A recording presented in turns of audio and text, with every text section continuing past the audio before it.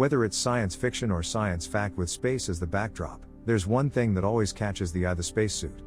Indeed, we're all familiar with the sense of excitement and inspiration when we see astronauts decked out in advanced spacesuits. Being who they are has dropped a bomb in the form of a new spacesuit design. And it's nothing like what NASA has ever done. What makes this advanced spacesuit so unique that it's obliterating what NASA has ever done? Hi, technology and science lovers, this is Spaceability. The futuristic flight suits worn by Doug Hurley and Bob Behnken during last year's Crew Dragon are a far cry from the bulky orange shuttle flight suits worn by astronauts when they last launched from Florida's Kennedy Space Center, as well as any other spacesuit worn by astronauts from other countries. But before we go any further, let's first set down what spacesuits are. A spacesuit, sometimes known as EMU, an acronym for Extravehicular Mobility Unit, is a garment worn by astronauts to keep them alive in the harsh environment of outer space, which includes vacuum and temperature extremes. Spacesuits are frequently worn within spacecraft as a safety measure in the event of cabin pressure loss, and they are required for extravehicular activity (EVA), which is work performed outside of the spaceship. For such tasks, spacesuits have been worn in Earth's orbit, on the Moon's surface, and on the way back to Earth from the Moon. Modern spacesuits add a complicated set of technology and environmental systems to the basic pressure garment to keep the user comfortable and reduce the effort necessary to bend the limbs while fighting the natural inclination of a soft pressure garment to stiffen against the vacuum. To provide total independence from the spaceship, a self-contained oxygen supply and environmental control system are typically used.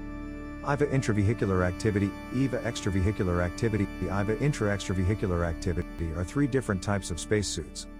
EVA suits are lighter and more comfortable since they were redesigned to be worn within a pressurized spaceship. The Gemini G4C suite is an example of an EVA suit that can be used both inside and outside the spacecraft. They offer enhanced protection from space's severe conditions such as micrometeoroids and dramatic temperature changes outside ships. EVA suits like the EMU are used for planetary exploration or spacewalks. There are various models and designs of spacesuits, but they were mostly different variations of the same old design. SPACEX suit, however, changes things up significantly. Currently, the spacesuits used by astronauts at the International Space Station, ISS, are rather ancient. SpaceX began constructing a spacesuit for astronauts to wear inside the Dragon 2 space vehicle in February 2015. Jose Fernandez, a Hollywood costume designer known for his work on superhero and science fiction films, and Elon Musk, the creator and CEO of SpaceX, collaborated on its look. The suit's initial photographs were released in September 2017. During the Falcon Heavy's first flight in February 2018, a mannequin named Starman after David Bowie's song of the same name wore the SpaceX spacesuit. The suit was not pressurized and had no sensors when it was unveiled at the export through a single tether at the astronaut's thigh that feeds air and electronic connections. The suit, which is vacuum compatible, protects against cabin depressurization. Microphones and speakers are included in the 3D printed helmets. The suit is worn by astronauts involved in commercial crew program missions involving SpaceX. The gloves are touchscreen sensitive and the helmets are 3D printed. However, their principal function remains the same: to protect crew members against depressurization, which occurs when the capsule loses air. The suits also guarantee that astronauts have enough oxygen and maintain a comfortable temperature. A single umbilical wire in the seat hooks into the suit and provides a communications link and breathable air. The spacesuits already beat any of NASA's designs.